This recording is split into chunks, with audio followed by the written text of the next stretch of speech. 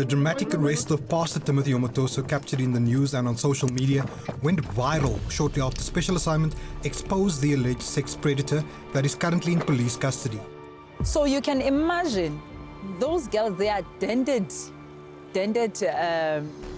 physically, emotionally. We are here to listen on what are the facts that will mean that the men of God should be bailed. These girls are lying.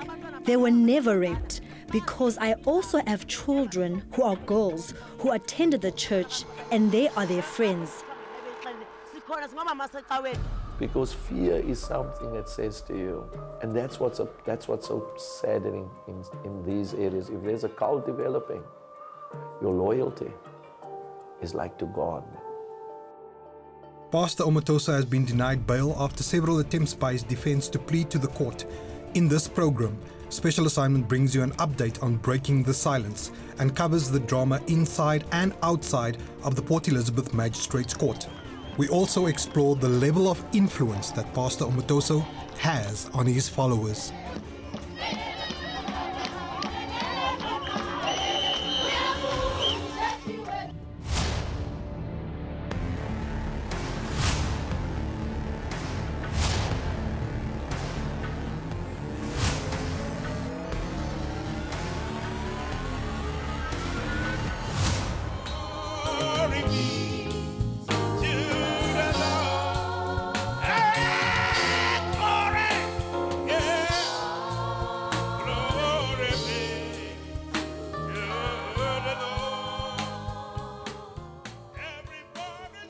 From leading worship to congregations of thousands with branches countrywide and overseas, to being arrested at the Port Elizabeth Airport last month and being led by heavily armed police escorts.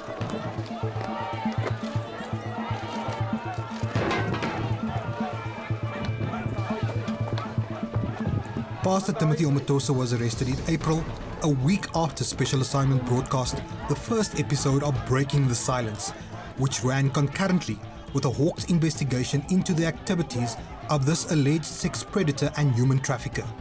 The founder of JDI is accused of sexually exploiting several young women in many of his church branches in South Africa.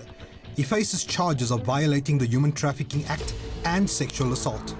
Yes, he did not use the way we thought he would use. We had to go after him, yes. We cannot say he ran, but he sought refuge at the toilet. That's where we got the toilet and took him from the toilet. Was it the male or female toilets? Next question. We were approached by almost 30 young women from JDI, which led to the expose of the alleged illegal activities of Pastor Omotoso.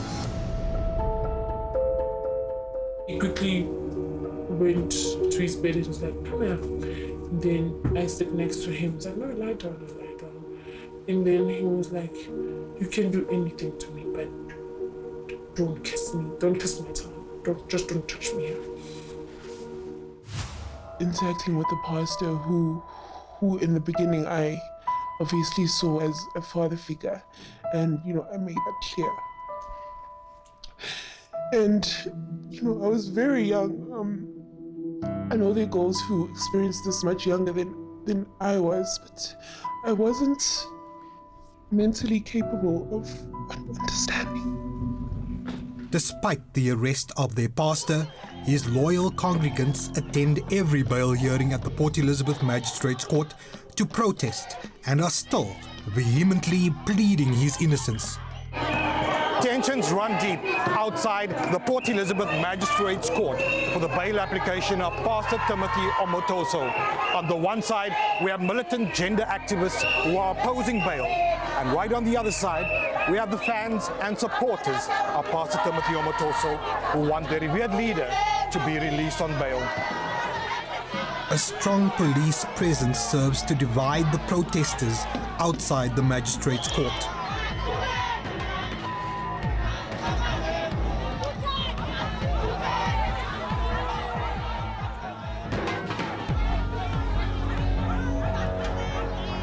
The MEC of Social Development for the Eastern Cape and the ANC Women's League are regular attendants at this bail application, which is proving to be a landmark case in the context of increased reports of the abuse of women and children in the country. Our view is that on the basis of what we have heard for now, he has got to rotten in court up until the justice system tells us otherwise. We are not condemning him, we are not condemning our girls, but we are here to listen on how did it happen that he is here in the country illegal, and how did it happen that he managed not to have a sympathy as a father, as a brother, as an uncle, and destroy kids. The followers of Omotoso are adamant that their revered pastor, whom they fondly refer to as Papa, is innocent and that the victims are involved in a plot to discredit him.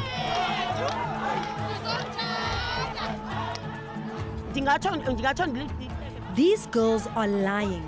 They were never raped because I also have children who are girls who attended the church and they are their friends. Inside court, Omotoso is facing numerous charges relating to violating the Sexual Offences Act as well as human trafficking, a Schedule 6 offence which could carry a life sentence. In every one of his bail hearings, his defence has argued that their client is not a flight risk, while the prosecution has been adamant that Omotoso is well positioned to skip the country. The undisputed evidence is, Your Worship, that he heard stories, or he heard that stories are spreading about him sexually misbehaving himself in October 2016 already. But he travelled to Nigeria 5 times. He had the opportunity to stay away from this country. He didn't do so. He returned every time. There is a strong likelihood that the applicant is a flight risk. In that one, he has not fixed the address. So I will address the court further with this. 2, he refused to hand his passport to the police, even when they demanded that. Another reason for the flight risk, he attempted to run from the police here in the PE airport. Home Affairs has also indicated that he is illegal in this country. That's another ground to say that he will not stand his trial. Also, the state is relying on this ground that there is a strong likelihood that the applicant will influence or intimidate the witnesses. In that, he had threatened the victims himself, also helped by his bodyguards and the henchmen's. Amid allegations of preferential treatment of Omotoso, we speak to a print journalist in the city. The prosecution is building a solid case, and I'm happy with that, because it means that we can still look up to the justice system of this country. But on the other hand, we have members of staff in that court, PE Magistrate's Court, that are giving special privileges to his wife and her security guards. She has 2 security guards that escort her into the building and channel her out. And all of this is done through an entry point that is not even manned by any security guards. On the day that we attended the bail hearings, the alleged preferential treatment of his wife had seemingly stopped, following complaints by numerous journalists to the Magistrate's Court. How do you feel about the allegations against your husband? Do you have any comment, ma'am? No bail for Pastor Timothy Omotoso for the 5th time. It seems that the state is watertight in making sure that he remains behind bars. Meanwhile, we try to engage Mrs. Omotoso to get her views regarding the allegations towards her husband, but she has remained muted on the matter.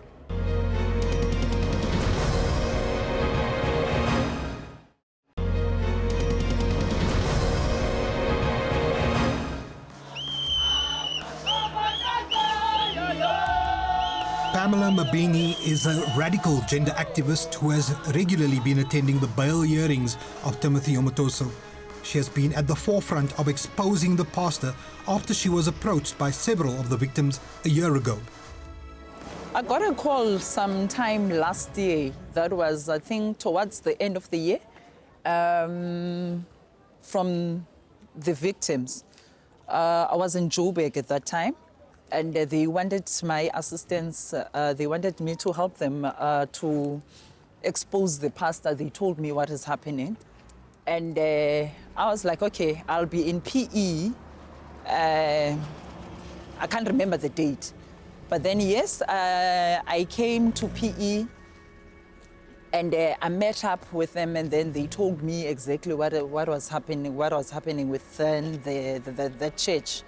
And then I tried by all my means to get people that I believed that they will be able to assist us in terms of exposing the pastor. So you can imagine those girls, they are dented physically, emotionally. Some different stories that one of the recruiter. Pamela says she's determined to close down the JDI church in the city. What we're going to do is to take the law in our hands. I am still saying that. I, Pamela Mabini, saying that we're going to close that, we're going to shut down that church, we're going to close that church. We don't want evil people to come and destroy our country. This, in fact, we don't want people to come and undermine our city. This is our city. This is PE. This is where we're born. So we're not going to allow anyone to come and do as they pleases in our country. You know, even that's what I was saying. Even the members of the church, I was saying we need to pray hard. There's something that we need to do. Those people are brainwashed. They need help. They need help. What you can see there, it's sad. It's sad. It's sad. It's sad. Amongst other branches, the Port Elizabeth branch of Jesus Dominion International Church has a huge following. JDI also has a national television ministry. During the course of our investigation, we learnt that after our first broadcast, that there were families in Zwede and New Brighton that were looking for their daughters who are allegedly still in the JDI house in Umhlanga. We spoke to one of the concerned families. She was 17 years old when she left her mother's home to go stay with her uncle in New Brighton to experience a better life. After the death of her father, though, in 2014 she joined Jesus Dominion International, and it all came undone. Special Assignment has made an editorial decision to protect the identity of the young woman as well as that of her family, considering the sensitivity of the matter. And I've been worried about her going to church. She knows how I felt about her leaving home for the whole day and come back the following day. I said, you know, the church I've been to, we've never spent more or less 48 hours or 24 hours away from home. But unfortunately, at least came to me and said, Dad, I'll be away. I'll pen out and shouldn't worry. Lo and behold, I see on television that the very same priest they've been following has been allegedly charged for certain unsavory, acts and all that stuff. And I got very much worried. Within a few months, she left the security and safety of her uncle's home under the pretext of furthering her education. It's been almost a year now, and we know for a fact that despite his arrest and current bail application, there are still 14 young women in Umhlanga. I never said no to her if she wanted something. And I've guided her well so that she can understand. But she was under this huge influence of the church. Didn't see nothing beyond the church, but there's life beyond the church. The church is not God. There's only one living God, God Almighty. So how much of an influence does Pastor Omotoso have on his followers? Man of God is a prophet. And prophetic ministry is the most persecuted ministry. And There's a scripture that says, "Blessed are you when men ill-treat you." It relates to every age group in the ministry, but mostly what I've seen in the ministry, it's a youth ministry. And it doesn't reject people. It's a ministry for people that feel like they've been lost, people that feel like they've been rejected.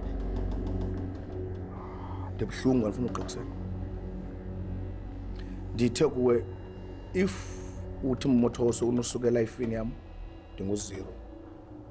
It's either ndife okanye ndibuyele ejele okanye ndibuyele back apho bendisuka khona.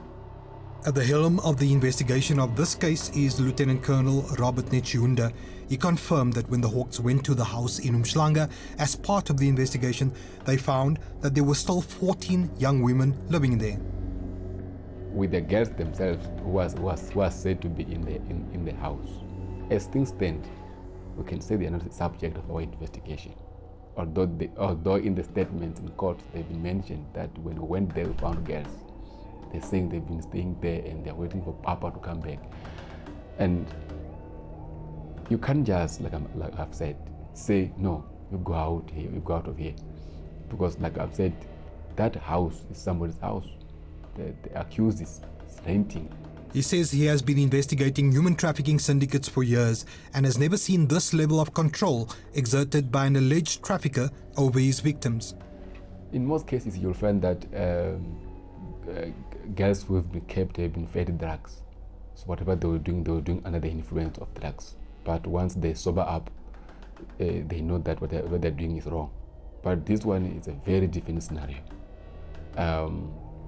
People or victims, they've got fear that because what we have heard and also tabled in court is that he has got control over them. He will tell them that if they don't toe the line, he will curse them and they will die.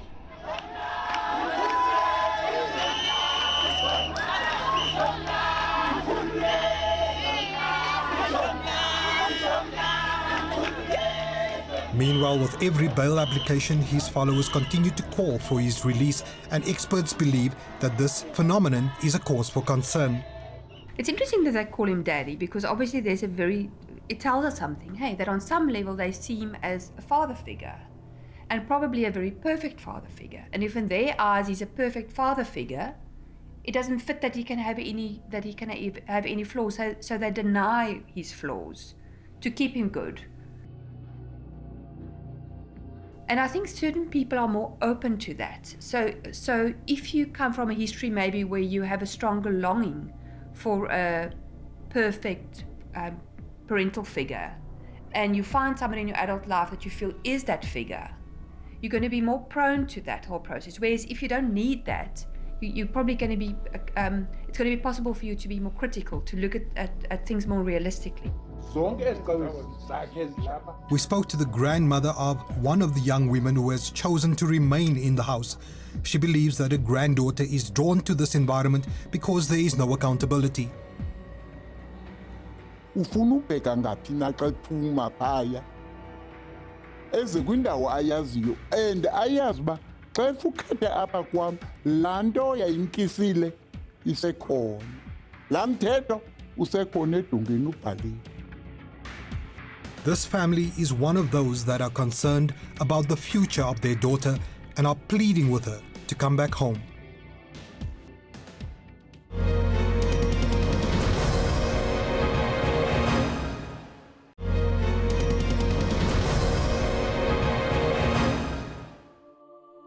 The Christian community in Port Elizabeth has been vocal about the negative impact that the arrest of Pastor Omotoso may have on the public's perception of the church.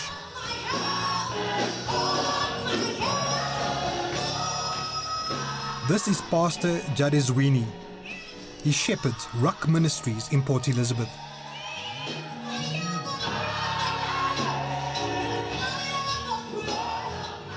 These are things that as the Church of Jesus Christ we need to speak against and actually stand strong and stand tall in proclaiming the righteousness and the true purpose of the church.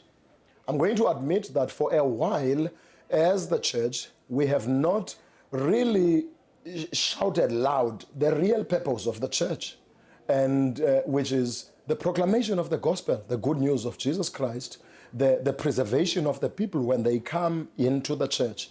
We have actually highlighted the decorations that people get when they are in the church, the blessings, the favor, and the prosperity message, which is right, has been the one that has been in the forefront, and which is one of the reasons you find the church in the mess that it is in. Either way, we are being assaulted as real men because of males that are masquerading as men.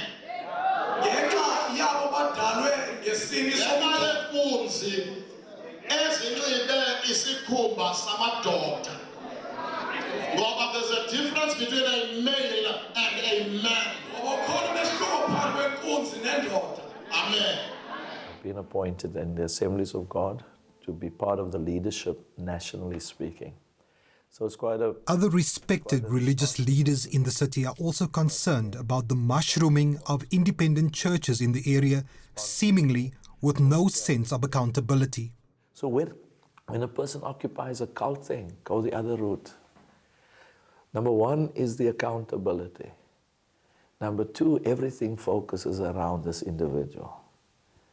Number three, the honors no more God. I'm the man. So the focus, in spite of number two being the focus, he's the center of everything. The third thing is, he's branded on everything. You got to be careful when you find the brandings of such a nature. There's no more that Jesus is the brand. People have taken a revelation sometimes and moved that revelation to the point is everything is about what we do. So my fourth point on cult aspects is the isolation from everybody else. Not connected to nobody. So here I'm a law to myself. Because fear is something that says to you, and that's what's so saddening in these areas. If there's a cult developing, your loyalty is like to God. I'm not going to speak against the man, I'm not going to speak against the woman, mightily used of God. The cult, there's a lot of cults all over the world, but you know, when I look at the people who are part of it, they are more prone to a nice, good-looking lifestyle, but in fear of those who brought them there. One of the young women who says she was underage when Omotoso allegedly abused her describes what she considers to be the level of control that they were subjected to at JDI. He obviously called me, told me that I'm taking a risk with my life, telling me that I should come back at least then so he could pray for me and my tomorrow. Because what he had told me was that if I left, that I would go mad, like that I would go insane. And if not that, then I would die, right? So they said I should come back to receive prayers from him for my tomorrow. And the time I was just fed up. I just told myself, you know what, if it happens that I go mad or I die, then that's fine. I'm just tired of this. And that's where it ended for me. You know, he'd always have this hold on us, threatening us with death or sickness or some or other major misfortune. And we believed him because it really did happen to people that kind of disobeyed him or did something that he didn't agree with, that they would die or perish or get sick or, you know, whatever. The CRL Commission, which promotes and protects the cultural and religious rights of communities in South Africa, is concerned about the potential dangers to human life that some of these churches poses to their congregants. Our worst case scenario is the fear that at some point something horrible is going to happen. People will be asked to do certain things and they're going to die. We've said this several times. Our worst fear is that people will die, and by that time, we'll all be in shock as to how did this happen. One of the girls who escaped from the house offered to reach out to the girls currently in Omotoso's house in Umhlanga and relays the conversation. When I called her back, she told me that she wants nothing to do with whatever we have against the man of God, we're going to face the wrath alone. And then after that, she gave the phone to who I believe to be Umhlanga, the recruiter. And then she started telling me that I must leave the girls alone. They don't want to be a part of what we started. We did it on our own, so they don't want to be a part of that. They are supporting the men of God, and I must just leave them alone, stop contacting them. The girls don't want to, none of the girls want to talk to me, so I must just leave it at that. So I must stop contacting the girls, or she'll deal with me personally. These kind of threats are apparently characteristic of the way the recruiters manipulated the victims. Meanwhile, the young women we featured in our first episode continue to receive counseling. The Eastern Cape Department of Social Development is also facilitating the program for psychological intervention of the young women who have opened cases.